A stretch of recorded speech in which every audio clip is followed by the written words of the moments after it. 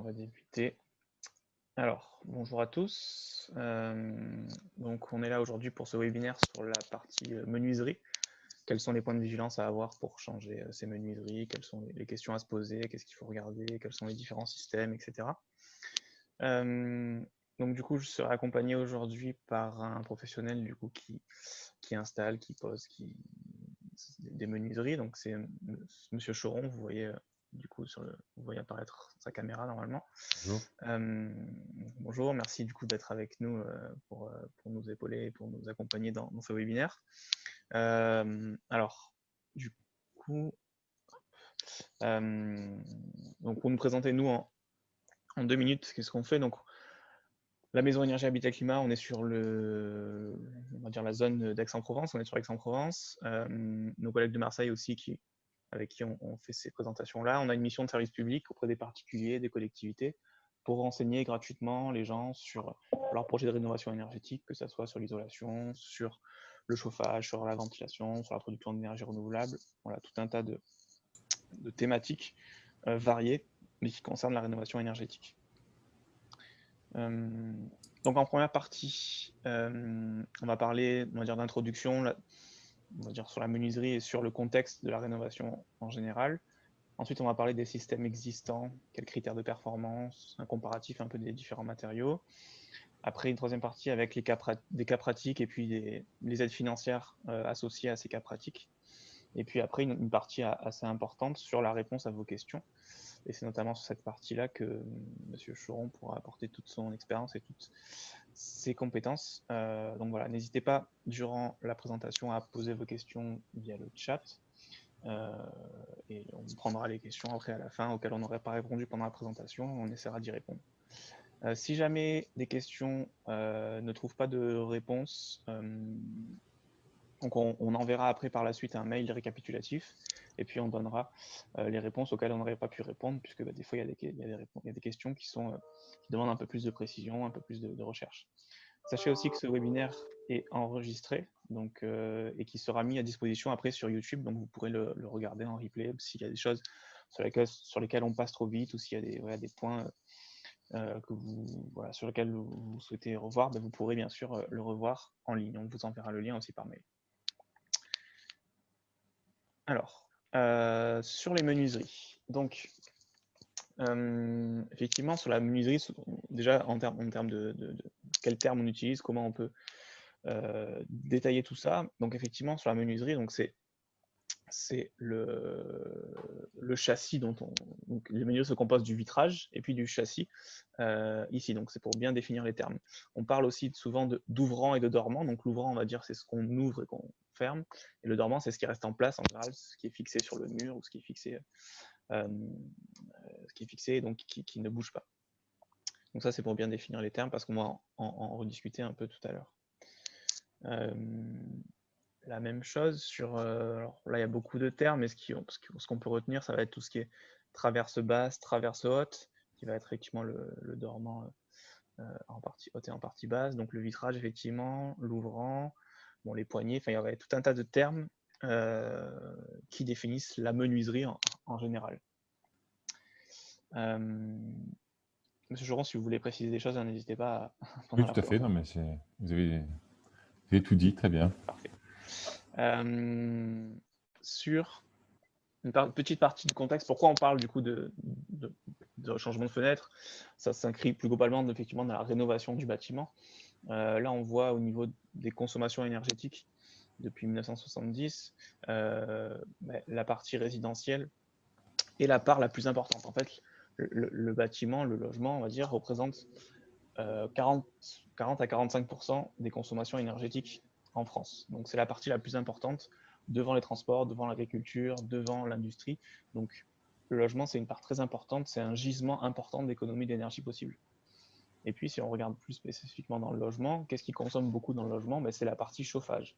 Alors de moins en moins, bien sûr, si on compare à 82, puisque les réglementations thermiques sont de plus en plus importantes, le renouvellement du parc fait que du coup, on a de plus en plus de bâtiments neufs, mais bon, il n'empêche que la rénovation du bâti ancien reste une part très importante, et donc ben, c'est le chauffage, 70% quasiment du chauffage qui est la part la plus importante. Et donc ce chauffage-là, eh ben, donc, on chauffe une maison et puis il y a des pertes de chaleur.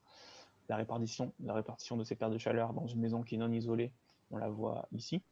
Donc principalement par la toiture, 30%, les murs, mais après le vitrage reste quand même une part non négligeable des perditions. Et puis, si on remplace les vitrages, on ne va pas jouer seulement sur la partie vitre, mais on va jouer aussi sur la partie air renouvelé, puisque on va changer ces fenêtres, on va rendre le bâtiment plus étanche en général, surtout si on avait des anciens vitrages qui n'étaient pas forcément étanches, où il y avait du jeu, où il y avait des problèmes. Et donc, on va gagner sur la partie vraiment déperdition de chaleur par les menuiseries, mais aussi sur la partie air renouvelé. On va avoir moins d'air renouvelé, une meilleure étanchéité à l'air. Donc le but, effectivement, c'est de mettre un manteau, on va dire, sur le logement, par l'isolation des parois, par l'isolation des vitrages, enfin, en tout cas le remplacement des menuiseries. En parlant d'étanchéité à l'air, une petite illustration. Donc là, pour bien que vous compreniez, donc ici on a l'ouvrant, donc la fenêtre. Ici on a le dormant, et ici on a le mur. Et là, bon, on voit un petit peu un radiateur en fait en dessous. Donc ça c'est en hiver, et on voit ici cette partie bleutée, donc plus froide. En fait, c'est la jonction entre le dormant et le mur qui n'est pas étanche. Et donc du coup, on a de l'air ici qui passe. C'est caractéristique, cet effet flamme, on va dire, avec une caméra thermique. On voit bien qu'il y a de l'air effectivement qui passe à cet endroit-là et qui vient lécher le mur, qui vient refroidir le mur. En faisant une dépose totale, en remplaçant l'ouvrant et le dormant, on va venir bien sûr améliorer l'étanchéité à l'air et donc améliorer la performance globale du bâtiment. Donc il y a ces deux notions aussi là à prendre en compte, en plus de la notion de confort qu'on va aussi retrouver, on va aussi améliorer. Donc voilà pour la partie contexte. Sur la partie système existant. Donc une fenêtre, en fait, c'est une interface entre l'intérieur et l'extérieur. Donc de ce point de vue-là, elle doit être performante sur beaucoup de caractéristiques. Du point de vue, premièrement, de la thermique. Donc effectivement, il y a une différence de température entre l'intérieur et l'extérieur en général. Et donc, il y a des transferts de chaleur qui se font du plus chaud vers le plus froid. Et on va essayer de les limiter au plus possible. De l'étanchéité à l'eau, donc effectivement, il faut éviter qu'il y ait de l'eau qui puisse rentrer à cet endroit-là.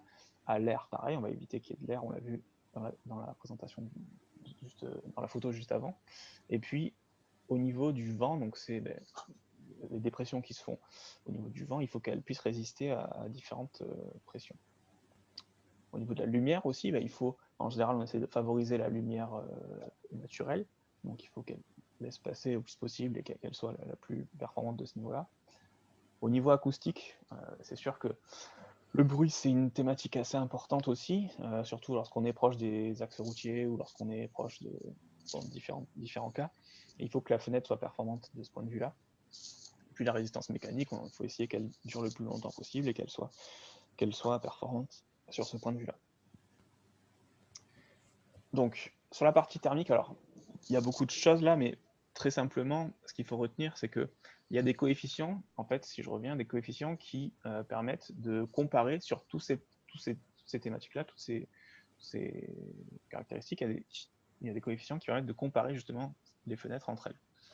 Le coefficient au niveau thermique, ça va être ce qu'on appelle UW, donc c'est en gros le coefficient de transfert thermique, de conductivité thermique de la menuiserie. Donc, en fait, au plus le UW est faible, au plus la menuiserie va être performante, au moins elle va transmettre la chaleur. Si on prend par exemple un cas simple, si on a une fenêtre avec un UW de 5 par exemple, il va transmettre 5 fois plus de chaleur qu'avec un UW de 1. Donc on cherche à avoir un UW le plus faible possible pour que la fenêtre transmette le moins possible la chaleur. Le SW aussi, c'est aussi important. Là, c'est la capacité qu'a la fenêtre à transmettre l'énergie solaire, c'est-à-dire l'énergie solaire, il va y avoir les rayonnements solaires et il va y avoir un pourcentage qui va être transmis à l'intérieur du logement. Au plus le SW est élevé, au plus le rayonnement solaire va être transmis à l'intérieur du logement. Et donc, au mieux c'est en général, puisque on essaie de favoriser les apports solaires gratuits. C'est autant de chaleur qu'on n'a pas à produire par un système de chauffage. On a aussi le coefficient de transmission lumineuse, dont on a parlé un petit peu tout à l'heure. Donc c'est la capacité à transmettre, là cette fois-ci, le rayonnement lumineux, non pas la chaleur, mais la lumière. Donc là, c'est souvent attrait au rapport, on va dire, entre le vitrage et puis les différentes parties autres que le vitrage. Et puis il y a des critères de performance pour respecter, des critères nécessaires à respecter pour bénéficier des différentes aides financières qui existent. Bon, ça après, il ne faut pas besoin de les retenir par cœur, mais en tout cas, vous pouvez nous consulter ou après regarder dans les différentes documentations pour les retrouver directement. Il y a aussi le critère AEV, je ne sais pas si vous en avez entendu parler peut-être, c'est lié à la résistance, enfin la perméabilité à l'air, donc à l'étanchéité à l'air. Au plus la note est grande, donc de 1 à 4, meilleure est la performance de la fenêtre, au plus elle est étanche à l'air. Donc c'est des tests qui sont faits en laboratoire, c'est des tests qui sont faits sous différentes conditions et qui classifient les fenêtres. Et puis, donc il y a aussi l'étanchéité à l'eau. L'étanchéité à l'eau sur est-ce que la fenêtre est étanche à l'eau, pareil de 1 à 9. Et puis la résistance au vent aussi. Donc est-ce que la fenêtre résiste au vent? Donc c'est un classement qui est fait. Vous avez par exemple, vous avez une fenêtre qui peut être classée A2, E4, B4 par exemple. Et donc du coup, ça permet aussi de comparer sur ces critères-là les fenêtres. Donc je vois qu'il y a déjà une question, on y répondra tout à l'heure. Donc voilà, sur ces critères-là, voilà, il y a aussi ce critère-là qui peut permettre de faire la différence. Sur la partie acoustique maintenant. Donc la partie acoustique, c'est caractérisé, je ne l'ai pas mis, mais si je l'ai un peu mis, mais c'est caractérisé par ce qu'on appelle l'indice d'affaiblissement acoustique ou la lettre R. R-A-R-A-T-R, enfin la lettre R, qui à pas confondre avec la lettre R liée à l'isolation des murs, mais le principe c'est de combien la fenêtre va réduire le bruit. Si on a un R de 30 décibels par exemple, ben, par rapport à un bruit extérieur de 50 par exemple, on va réduire de 30 décibels le bruit. On cherche à avoir un R le plus grand possible pour avoir une réduction la plus grande possible. Donc en général sur du simple vitrage on est à un R autour de 20, 22, 23, 25. Sur un double vitrage classique, autour des 27, 28. Et après, on peut aller jusqu'à 40 décibels sur vraiment du double vitrage acoustique, asymétrique, donc avec des épaisseurs différentes, avec vraiment une option acoustique très importante. Du coup, un coût qui augmente aussi, mais voilà, il y a possibilité, en jouant sur les épaisseurs de vitrage notamment, d'améliorer ce critère-là. Il y a notamment une aide financière du Pays d'Aix, pour les habitants du Pays d'Aix qui sont dans des zones de bruit, donc dans des zones identifiées, qui aident les gens du coup, à changer leurs fenêtres dans le cas où le R, donc l'affaiblissement acoustique, est supérieur à 30 décibels. Donc voilà, il faut mettre du vitrage, on va dire, avec l'option acoustique, qui permet vraiment d'avoir un effet important sur le bruit routier. Et puis ce que j'ai mis en gras aussi en bas, qui est très important, c'est qu'effectivement, là, c'est des tests qui sont faits en laboratoire et voilà, qui sont vérifiés, mais le plus important, ça reste vraiment la pose. C'est sûr que si on a une fenêtre, une menuiserie très performante, mais qu'on a une pose qui est faite pas dans les règles de l'art, ou que c'est pas vraiment très étanche, ou il y a quand même de l'air qui passe entre le dormant et le mur, etc., etc. Bon, ben, on aura une fenêtre performante, mais on aura un environnement qui rendra la paroi pas performante, et donc du coup ça servira pas à grand chose, puisque ben, le bruit, il suffit qu'il y ait un trou, il suffit qu'il y ait un endroit où il passe, et puis on peut avoir une paroi très performante, ça sert à rien.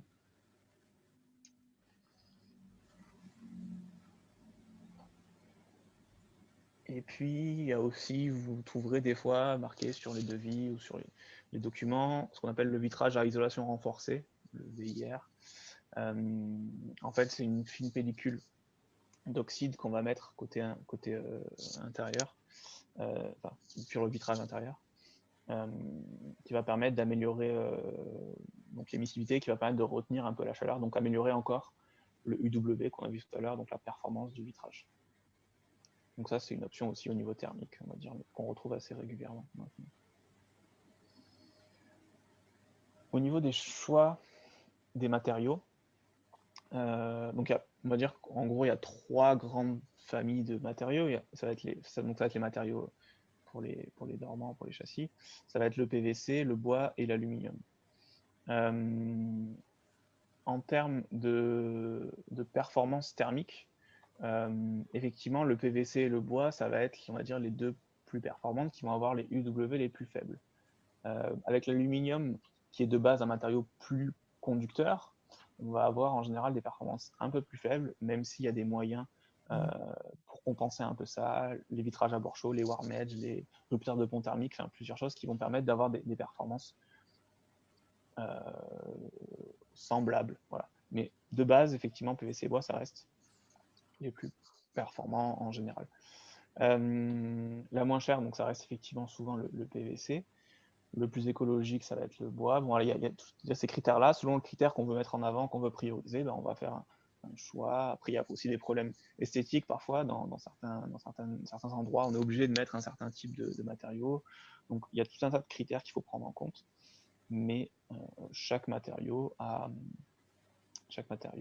ses avantages et ses inconvénients.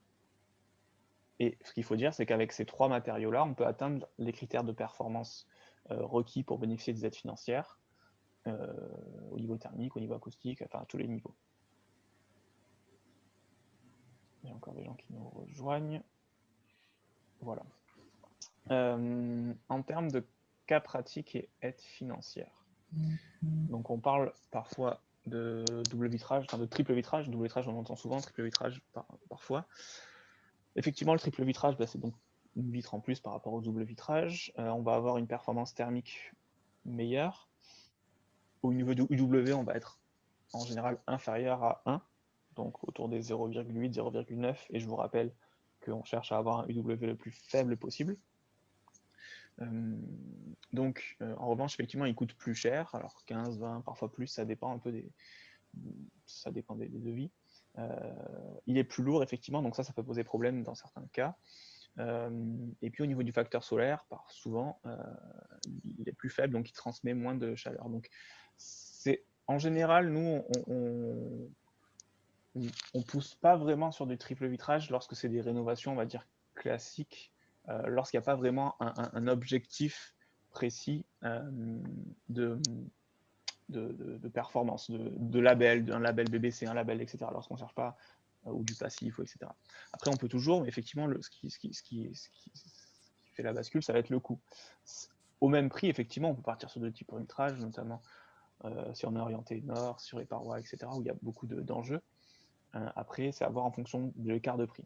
Mais déjà, si on est sur du double vitrage performant, on a quand même une réduction très importante des coûts, surtout si avant on était en simple vitrage. Et comme je l'ai dit, voilà, sur l'orientation aussi, ça peut être un critère de choix.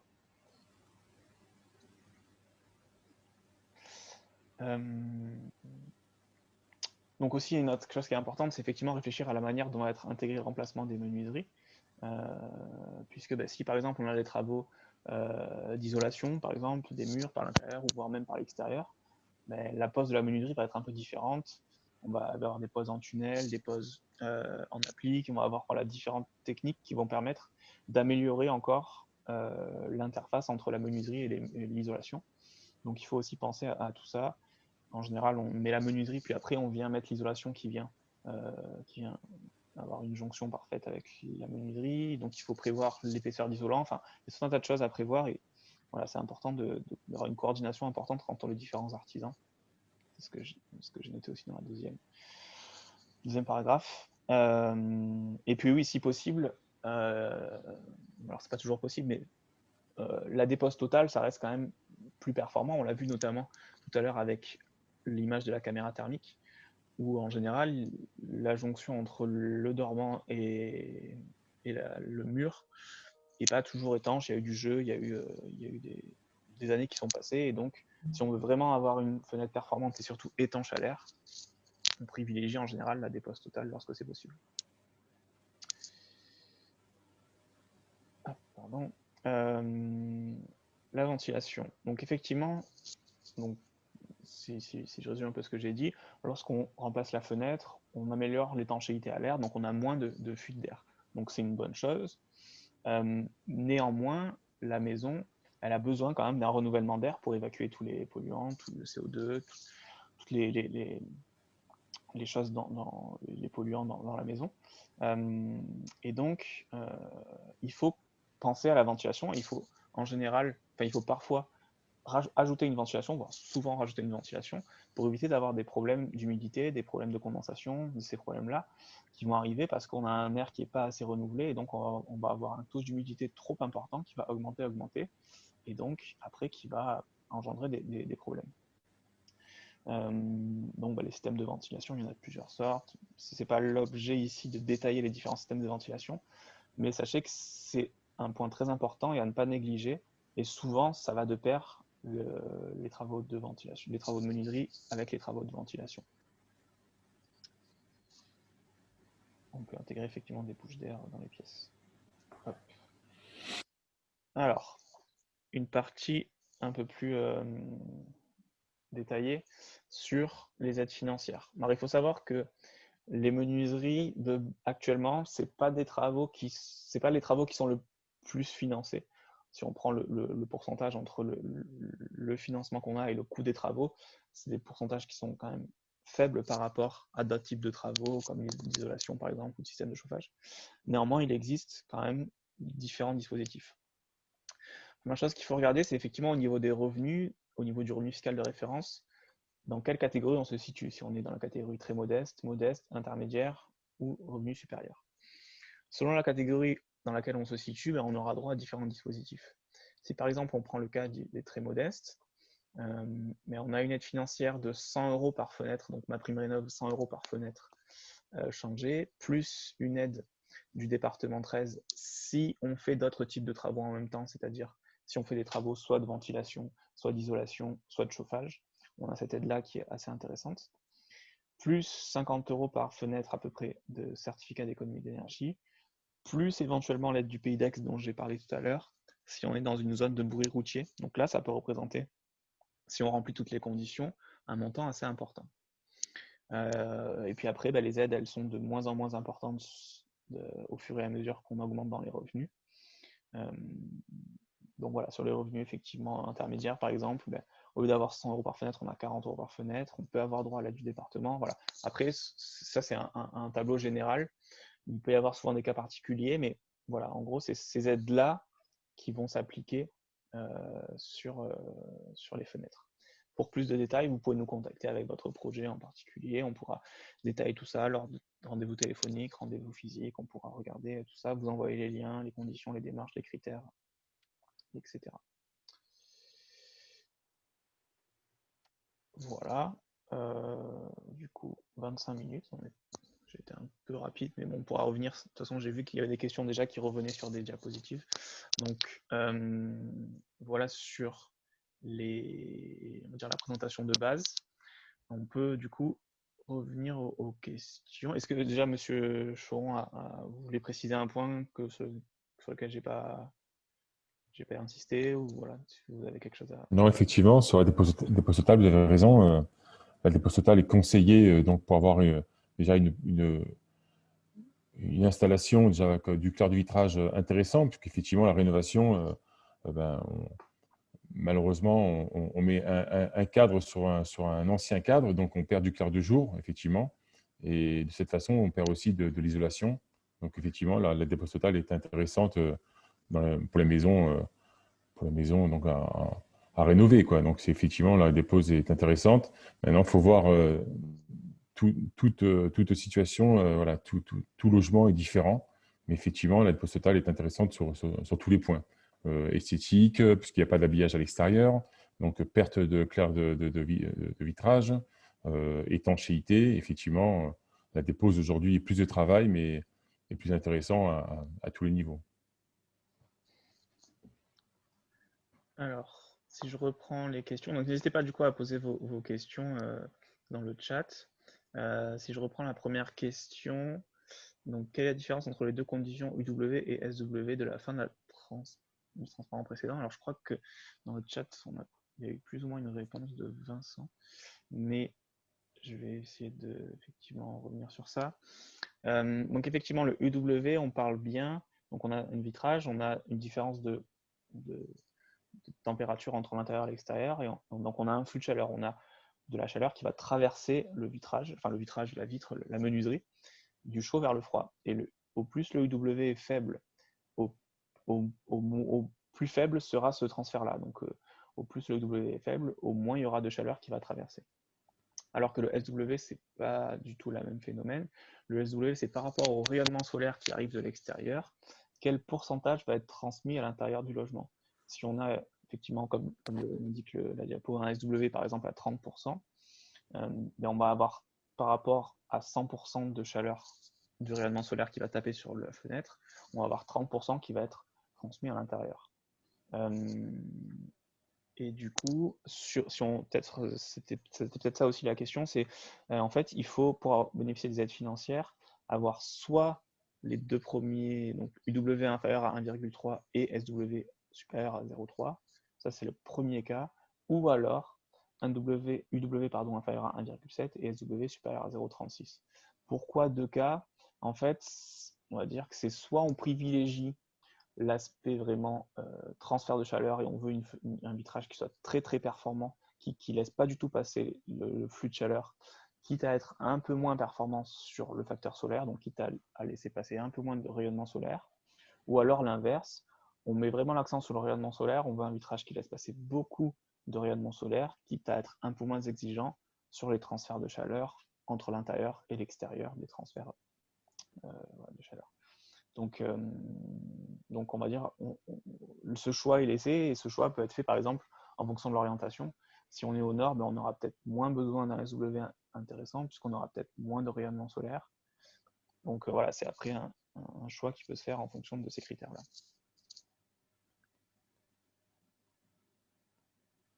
Alors, quel est le matériau aux meilleures performances au niveau thermique à taille de menuiserie égale? Je ne sais pas si vous voulez répondre, monsieur Choron.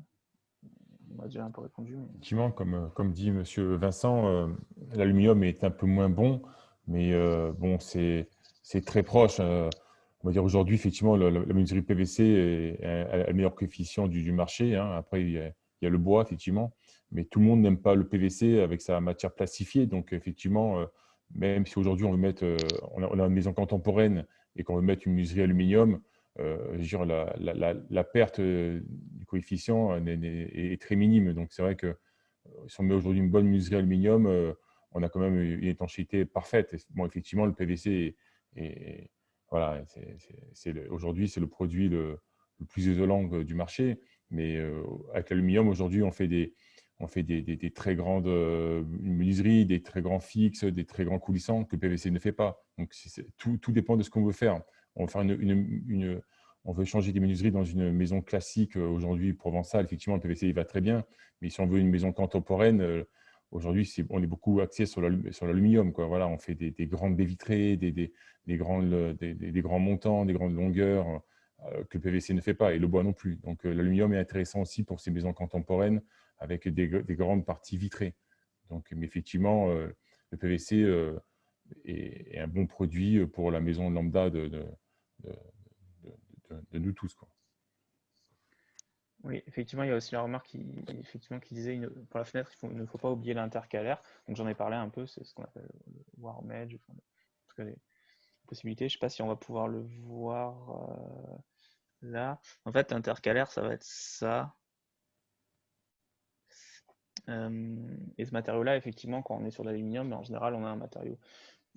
Ça, c'est pas de l'aluminium, du coup, c'est du plastique ou un autre matériau qui, effectivement, va couper la conduction. Et donc cet intercalaire, souvent, ça va permettre d'améliorer les performances des vitrages. Voilà. Ma question est W pour les deux critères. Et donc ça, du coup, effectivement, j'ai répondu, puisque je pense que j'ai bien compris du coup le sens de votre question. Les mairies refusent la nôtre. Les mairies, notamment la nôtre, refusent l'isolation par l'extérieur à cause du décalage avec les autres maisons accolées. Argument esthétique. Donc oui, bah là, c'est pas vraiment sur les menuiseries, c'est plus sur l'isolation, mais il peut y avoir la même chose, on va dire, sur les menuiseries, où, bah, par exemple, si on est en centre-ville d'Aix ou si on est à côté d'un bâtiment classé, d'un bâtiment voilà, inscrits. On peut avoir des problèmes pour modifier l'aspect extérieur des bâtiments. Ça, après, il faut voir avec le PLU de la commune, il faut essayer de voir avec les ABF, les architectes des bâtiments de France, pour essayer de discuter avec eux et voir quelles sont les possibilités. En général, si on arrive à avoir un rendez-vous avec eux et essayer d'expliquer, parfois ça peut débloquer un peu les problèmes. Après, parfois, c'est pas possible parce qu'il y a ces problèmes-là de urbanistiques.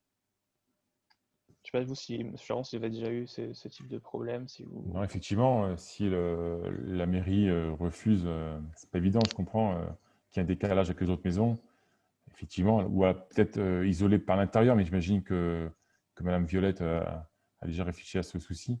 Effectivement, soit on isole par l'intérieur, maintenant on isole de plus en plus par l'extérieur, mais quand on peut, effectivement, en plein milieu d'un village, c'est pas évident. Là, vraiment, c'est vraiment cas par cas, et effectivement. Comment savoir si notre maison est en zone d'aide bruit? Alors pour cela, il faut nous contacter. Donc nous, la maison énergie habitat climat, je vais mettre les coordonnées à la fin. Et nous, en fait, on est pré-instructeur de cette aide-là. Donc notamment, on est en charge de regarder avec vous si vous êtes, donc c'est le premier lien là en haut, maison énergie habitat climat, si vous êtes dans cette zone-là. Alors, ce qu'il faut savoir sur cette zone-là, c'est que d'une part, ça prend en compte uniquement le bruit routier. Donc ça ne prendra pas en compte le bruit des avions, le bruit des trains éventuellement, le bruit de... Voilà. C'est vraiment sur le bruit routier. Et ça prend en compte ce bruit-là, et ce n'est pas des mesures qui ont été faites. Ce pas des mesures en fait, c'est une simulation en fonction du trafic routier connu. Donc quand on a un trafic routier, on sait qu'il y a tant de véhicules qui passent par jour à cet endroit-là, on sait qu'il y a la vitesse est limitée à telle vitesse, et donc on a une modélisation du trafic, et donc on a une modélisation du bruit lié à ce trafic-là. Et avec cette modélisation-là, ben on a une carte du bruit routier. Et on a des zones qui sont, donc des bâtiments qui sont dans des zones supérieures à 65 décibels. Et donc c'est ça les points noirs du bruit, c'est des zones où la modélisation du trafic engendre un bruit routier supérieur à 65 décibels. Ça ne veut pas forcément dire qu'il y a 65 décibels. Ou autrement dit, dans certains cas, il n'y a pas vraiment de bruit routier, mais on peut avoir d'autres bruits, ou parfois il y a du bruit routier mais qui n'est pas bien modélisé. Enfin, il peut y avoir des problèmes sur cette carte-là. Toujours est-il que c'est celle qui fait foi, et donc voilà, il faut nous contacter pour savoir si vous êtes dans cette zone-là. Et donc le cas échéant, du coup, il faut monter un dossier avec nous. Et le point important sur cette zone-là, je l'ai un petit peu évoqué, c'est qu'il y a vraiment un critère de performance acoustique à respecter. Donc on ne peut pas mettre n'importe quel vitrage, on ne peut pas mettre que du simple vitrage entre guillemets classique. Il faut vraiment qu'on soit sur du vitrage asymétrique, donc qui est vraiment une option acoustique très importante pour rentrer dans cette condition-là, puisque le PDEX finance quand même une bonne partie de 40 à 60% de la fenêtre, dans la condition où vraiment ça apporte un gain énergétique, voilà. Un gain acoustique, pardon. Oui, en règle générale, excuse-moi, je vous coupe. Bien sûr. En règle générale, il faut mettre un verre donc, phonique, dite phonique.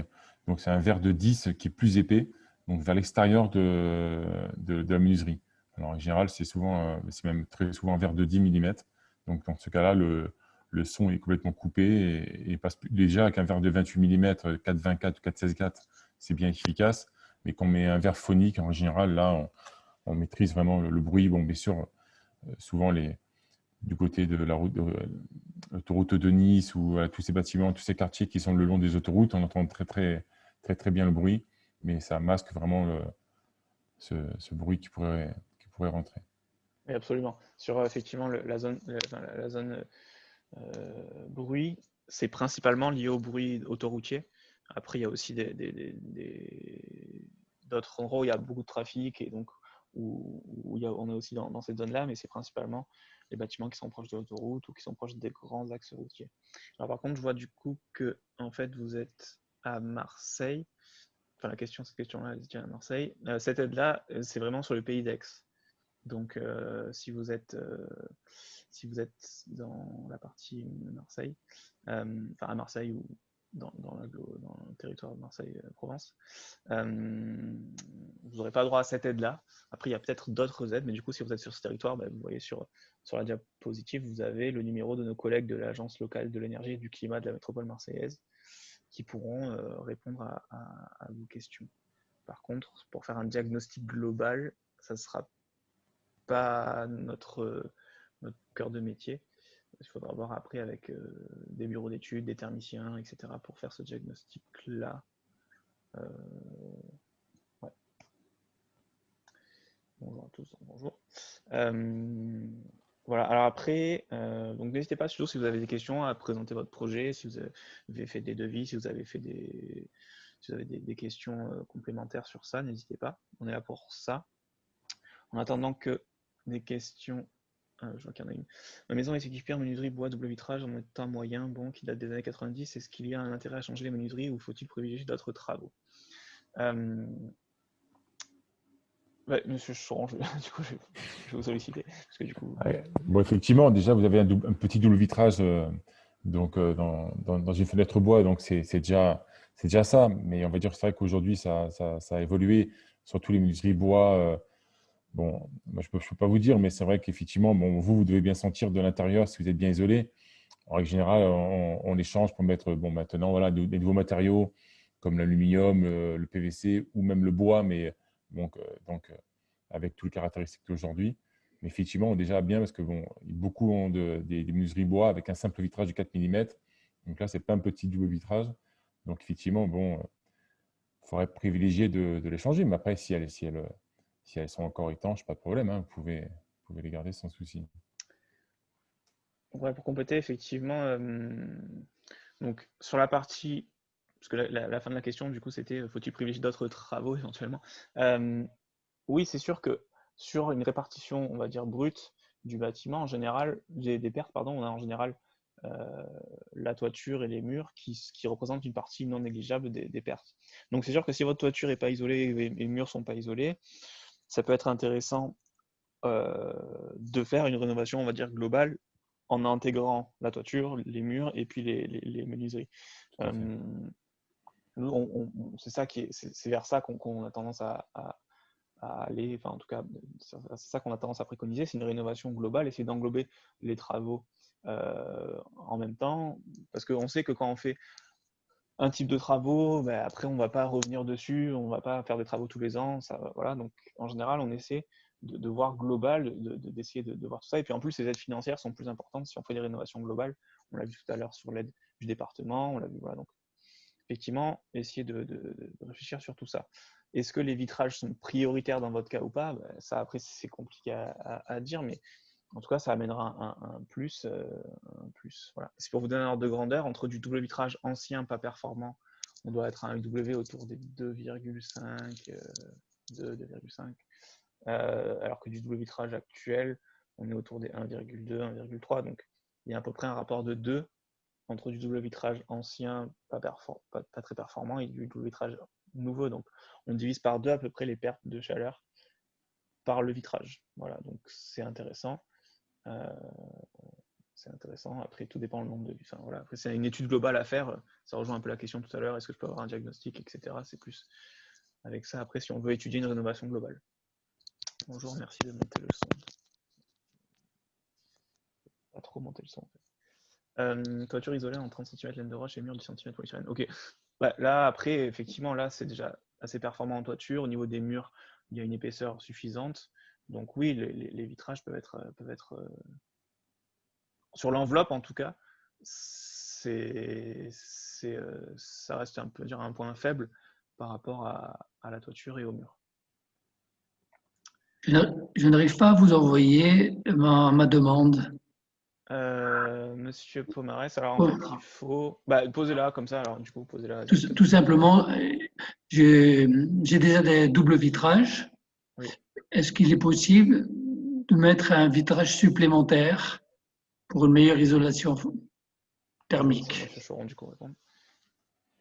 Si oui, la préférence est-elle à l'intérieur ou à l'extérieur? Alors, quand vous parlez de rajouter un double vitrage, c'est le remplacer, vous voulez dire? Non, j'ai bien dit le rajouter. Pas le remplacer, j'ai déjà, si vous voulez, le double vitrage. Est-ce qu'il est possible sur ce double vitrage sur l'extérieur ou sur l'intérieur, de rajouter une vitre supplémentaire. Non, Une moi, vitre en isolant. à ma connaissance, non. Après, Parce que rajouter rajouter un châssis, comme il se fait des fois sur la banlieue marseillaise, on voit des châssis, donc des menuiseries en complément de la première, oui, mais une autre menuiserie doublée, mais un vitrage, un double vitrage devant, non, à ma connaissance, hein, après, je ne sais pas, mais je pense pas. Hein. et en châssis sur l'existant déjà, est-ce que Sur c'est le, possible? sur le tableau, vous voyez, ça ferait une double menuiserie en tableau, Tout à fait. en Ça fait ça, rajout en fait. d'autres. Oui, Ça fait ça. voilà. Voilà, effectivement. Oui, Effectivement, voilà. Ça, c'est ça possible. c'est possible. Oui, tout à fait. Ben oui, oui, bien sûr. Si votre tableau est assez large pour recevoir le châssis, entre le volet, si vous avez des volets battants ou volets roulants, entre les deux, J'ai ça les peut se faire. deux. J'ai les deux. Voilà.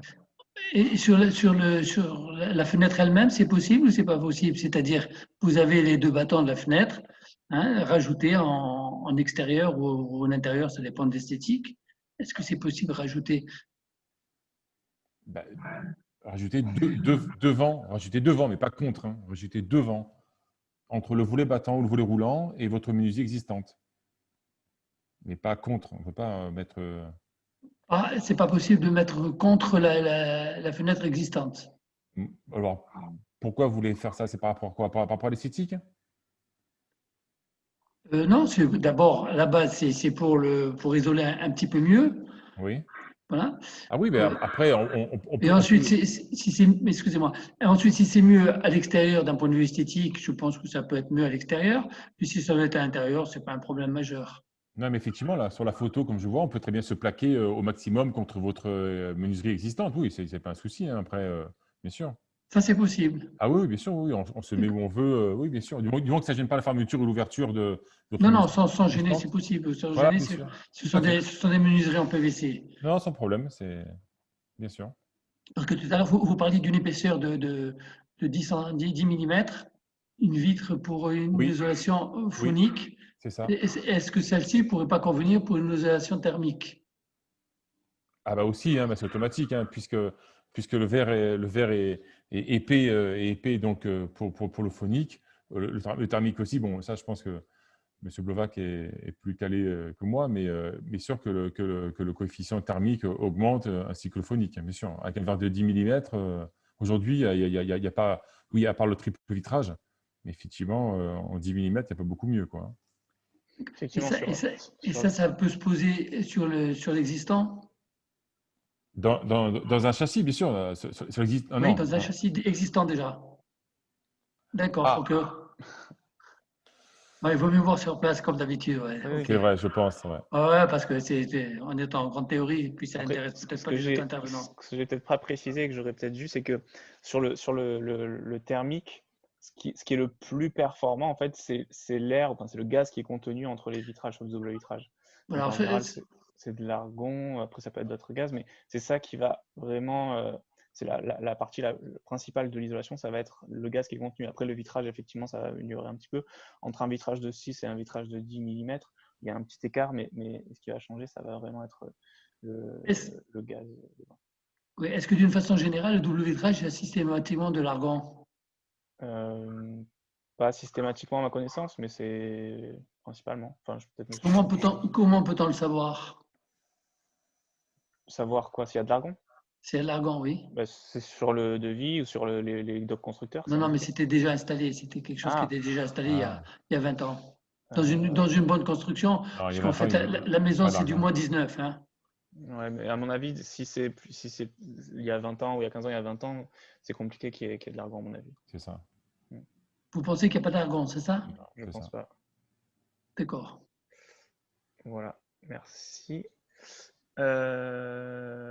Alors, j'ai déjà fait changer mes doubles vitrages, en double vitrage mes deux fenêtres. Les factures ne mentionnent aucun des indicateurs. Je vois qu'il y a eu une réponse. Oui, effectivement. Alors, enfin, normalement, sur des bons devis et des bonnes factures, on doit avoir les deux indicateurs UW et SW. Le UW, on le retrouve quasiment toujours parce que c'est quelque chose qui est connu et c'est depuis un petit moment qu'on le demande et c'est quelque chose qui est assez Ah, mais simple. c'est le truc de l'année, hein. Ils veulent que je paye machin et ça 56. Bon, mais ils sont pas bien, hein. Si vous pouvez couper votre micro. Ah, excusez-moi. C'est pas grave. Donc par contre, le SW, effectivement, on ne le retrouve pas forcément toujours. Il faut le demander à l'entreprise. Si l'entreprise ne l'a pas, il faut qu'elle se rapproche de son fournisseur, de son fabricant pour l'avoir. Parce que c'est important qu'il figure alors sur le devis, c'est pas obligatoire, même si c'est bien pour comparer, mais c'est sur la facture après, pour justifier pour les aides financières et pour justifier tout ça, il faut que ça figure sur la facture. Et effectivement, chaque fenêtre, oui, les W change selon la taille des fenêtres. Est-il vrai que les fenêtres en aluminium, malgré les performances moins que le bois, offrent plus de surface vitrée? C'est du coup, la réponse elle a été donnée, je crois. Monsieur Choron, vous l'avez évoqué. Oui. Donc, je vous laisse du coup redire ce que vous disiez tout à l'heure. Comment, excusez-moi? Je vous laisse du coup répondre à cette question-là. Vous l'avez déjà un peu évoqué, mais est-il vrai que les fenêtres en aluminium, malgré les performances moindres que le bois, offrent plus de surface vitrée ainsi qu'un meilleur coefficient? Peut-être c'est une personne qui nous a rejoint en cours, je ne sais pas. Oui, effectivement. Donc, les performances sont moindres, comme M. Vincent le dit si justement, mais elle offre plus de surface vitrée puisque le profilé est plus étroit. Il est plus étroit, il est plus fiable, il est plus résistant. Aujourd'hui, comme je disais tout à l'heure, si on veut des grandes parois, des grands fixes, des grands coulissants, c'est le seul matériau malheureusement qui peut le faire, l'aluminium. Et effectivement, comme M. Vincent dit, c'est vrai que le châssis, le coefficient est un peu moins bon, mais je répète, c'est le produit le plus contemporain, le plus étroit et le plus intéressant pour ce genre de menuiserie vraiment moderne et contemporain aujourd'hui. Est-ce qu'il y a d'autres personnes qui souhaitent poser des questions? Oui, excusez-moi, moi j'ai pris Bonjour. pris la conférence en cours de route. Excusez-moi, j'ai un peu pris. C'est pas grave, du coup, vous pourrez la revisionner comme j'ai dit tout à l'heure. On vous enverra le lien. Mais allez-y, posez du coup votre question. Oui, moi j'ai des fenêtres battants. Je ne sais pas depuis combien de temps elles y sont. C'est un immeuble qui est des années 70. C'est en PVC et je voudrais mettre des coulissants. Et je voudrais savoir si au niveau, parce que l'exposition est ouest-nord à peu près, et je trouve qu'il fait frais, moi, dans la salle à manger. C'est une grande baie vitrée qui fait 5 mètres 82 à peu près. Et je voulais savoir si en changeant ces fenêtres en coulissant, je pense que au niveau, comme vous disiez, l'argon et tout ça, là, ça doit être, et au niveau matériel, ça doit être plus comment dire, hermétique que ceux qui y sont, je pense. Mais voilà, je voulais en avoir confirmation, quoi. Et savoir si, en changeant, en coulissant, la pièce sera un peu plus chaude, quoi, moins froide l'hiver. Allô? Oui, vous voulez répondre ou... Oui, bonjour madame. Vas-y, ouais. Bonjour. Vous avez quoi comme menuiserie sur 5,82 m? C'est du PVC il y a un fixe, un double battant, un fixe, un double battant, un fixe. Un composé PVC avec un fixe et d'accord, parfait. Ouais. Effectivement, hein, l'aluminium, surtout en coulissant, je ne veux pas vous dire que le coefficient est meilleur qu'un fixe. Hein. Là, je dirais des bêtises. Et maintenant, il faut mettre un vitrage, un vitrage spécial thermique. Et là, parce que c'est vrai que le coulissant, malheureusement, entre les chicanes, je ne sais pas si vous voyez, mais les chicanes, c'est le montant qui vient se croiser entre eux. Vous voyez, les chicanes, c'est la partie, le montant vertical qui vient se croiser les uns aux autres. Et effectivement, il y a une perte à ce niveau-là. Et ce n'est pas un châssis à frappe. Un châssis à frappe, c'est tout ce qui est menuiserie qui vient s'écraser à écrasement. Donc, le joint vient s'écraser. Et là, c'est vrai que c'est un châssis qui vient donc se coulisser, donc en coulissement.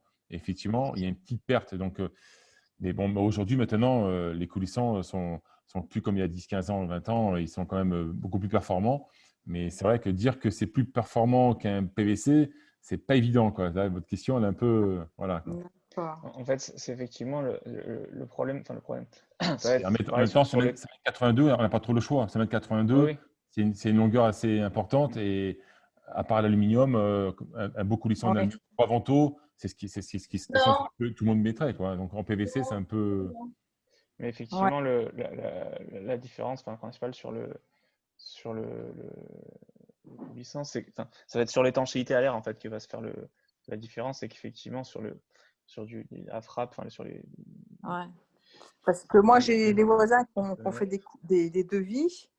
Et donc, au niveau du double vitrage, c'est du 4 ITR 16 argon-4, du vitrage Warm Edge. Je ne sais pas si ça vous parle. C'est ce qu'on disait tout à l'heure, le warm edge, c'est lié à l'intercalaire en fait, Ouais. entre les deux vitres. Ouais. 4, 16, 4. Donc c'est une amélioration, on va dire, par rapport à un vitrage aluminium de base, une menuiserie aluminium de base. D'accord. Et après, il parle de coef UW inférieur à 1,7 WM carré -4. Watt par mètre carré Kelvin. Ouais. C'est le UW dont on a parlé, vous n'étiez peut-être pas là, mais effectivement, c'est des critères de performance qui sont demandés pour les aides financières notamment, et puis aussi pour comparer différents vitrages. Alors après, là dans votre cas, et c'est ce qu'on retrouve souvent aussi, c'est que en fait, ils indiquent pas des valeurs précises, ils indiquent des inférieurs à.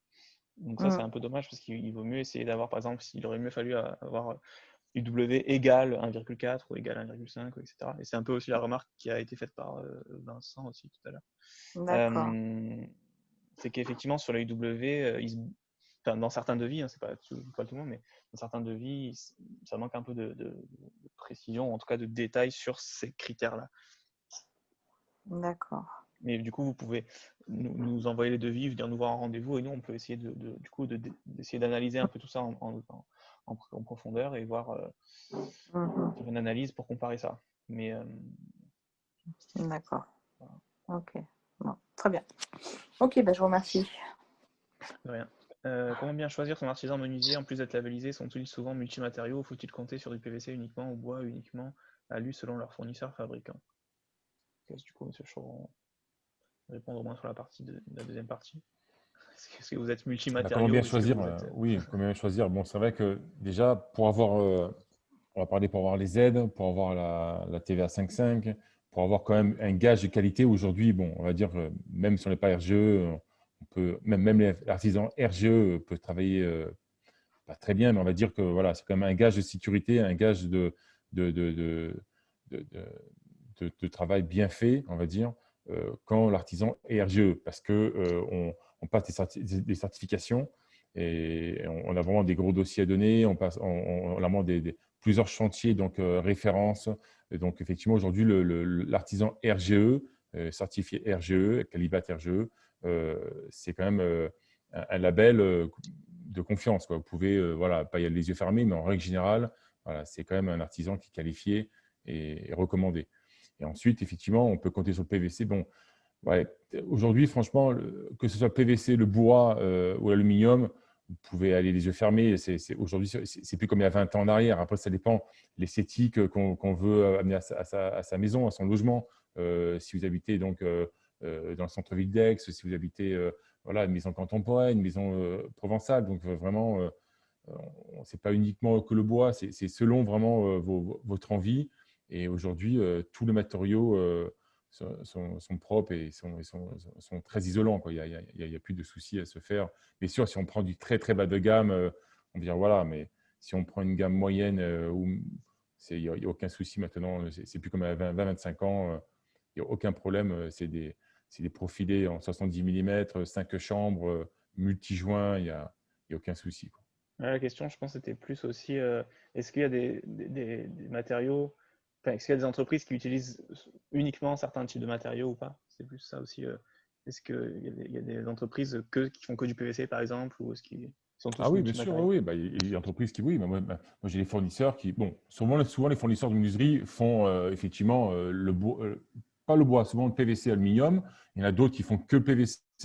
Il y en a d'autres qui font que l'aluminium. Ça dépend. Vous savez, les fournisseurs aujourd'hui en France, il y en a pas des centaines, mais il y en a des dizaines et des dizaines. Donc voilà, c'est beaucoup des gros fabricants qui regroupent. Ils ont plusieurs sphères, hein. Ils ont le bois, le PVC, aluminium souvent, ou alors que le PVC ou l'alu.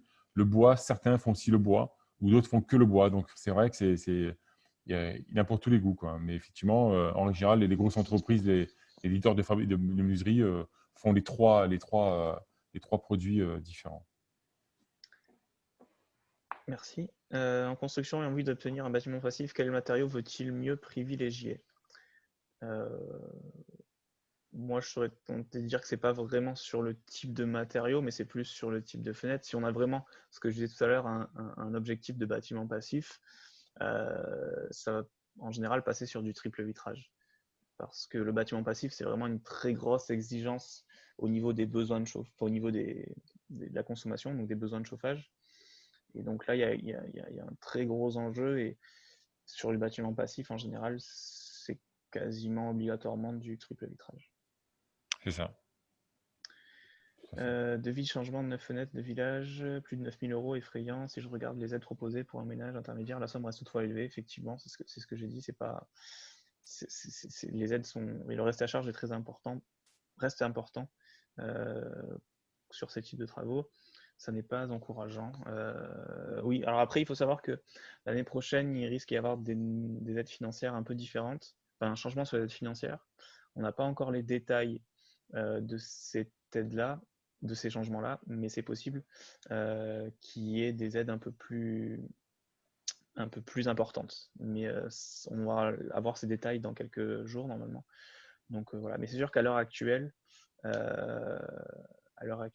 ça reste les aides financières restent assez modestes par rapport au montant total des fenêtres.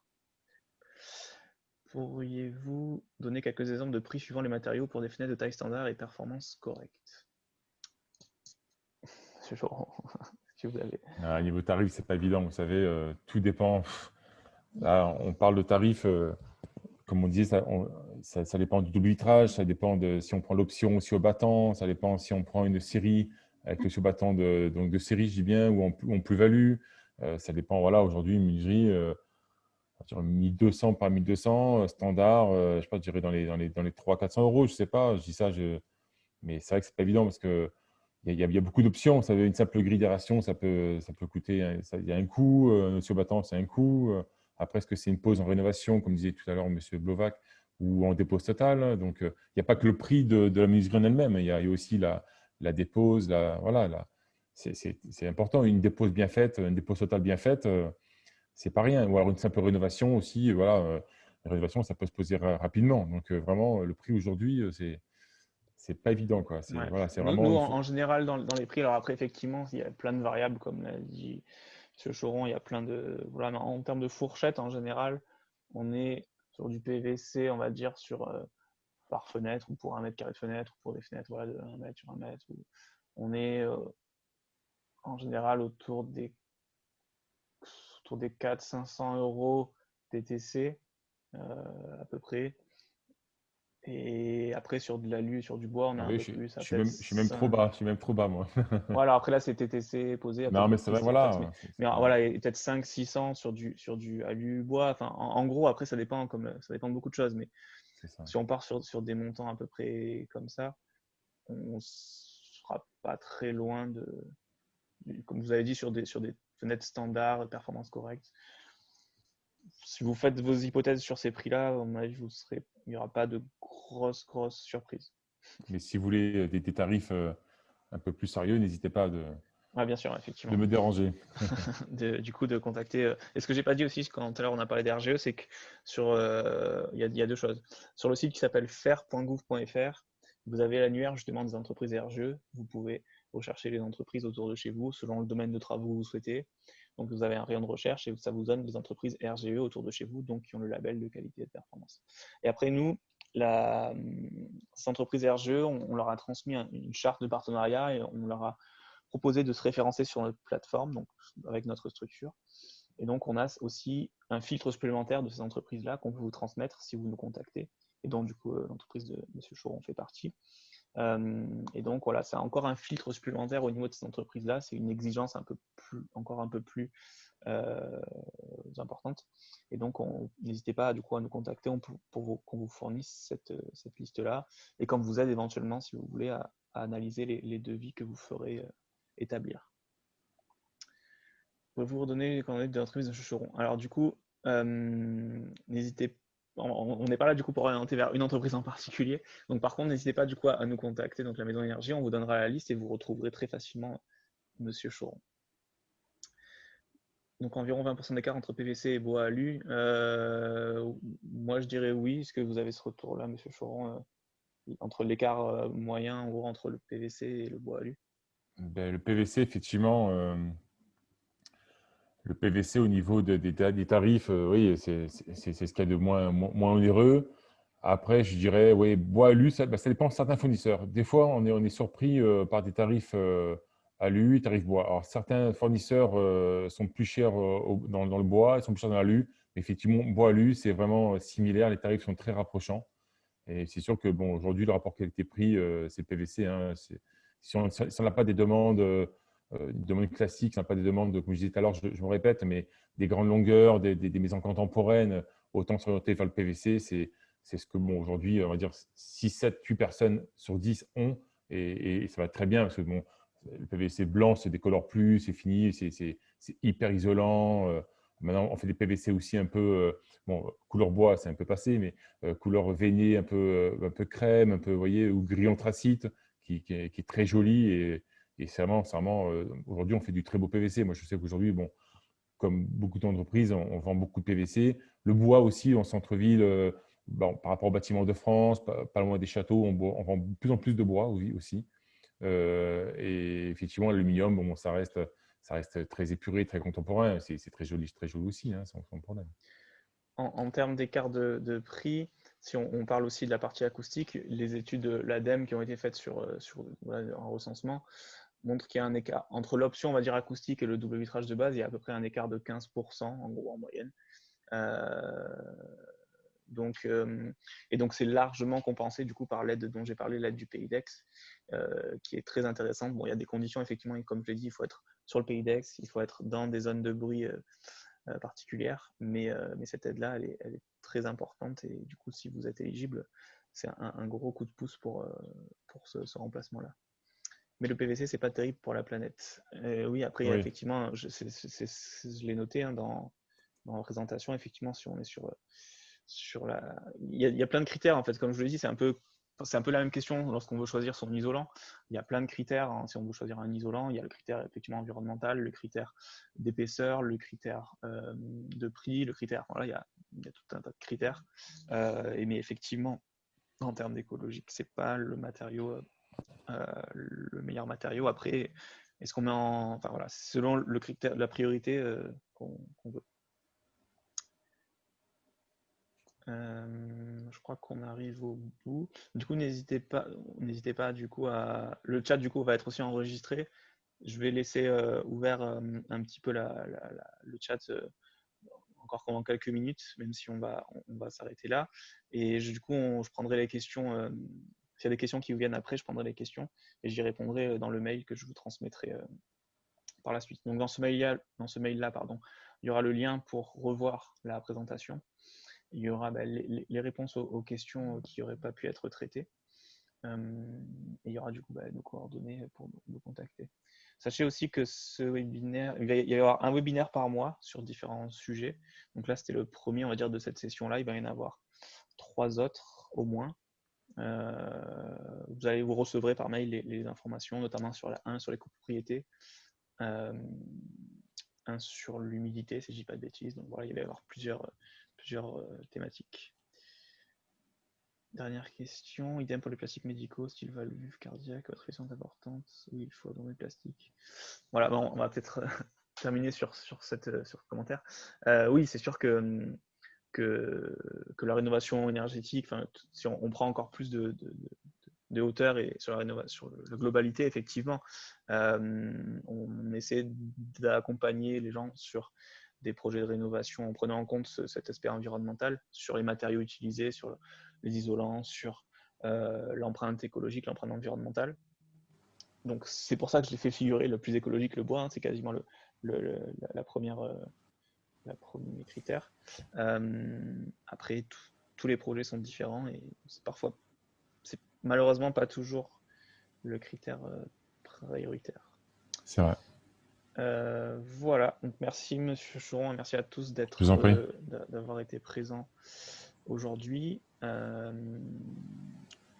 Je vais du coup vous laisser là et voilà, mais je vous recevrai tout ça par mail dans les jours à venir. Merci. Merci. Au revoir.